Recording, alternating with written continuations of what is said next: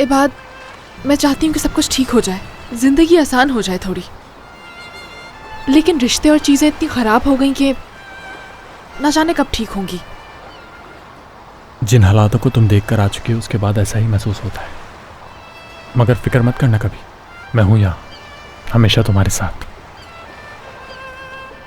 तुमने मेरी बात का जवाब नहीं दिया। अरे क्या पूछा तुमने? कि मेरी नेचर खूबसूरत है बस।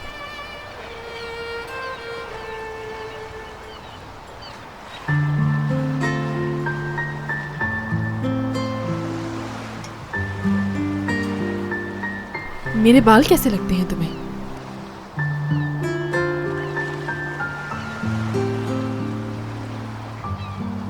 सच कहूं तो रेशम की तरह।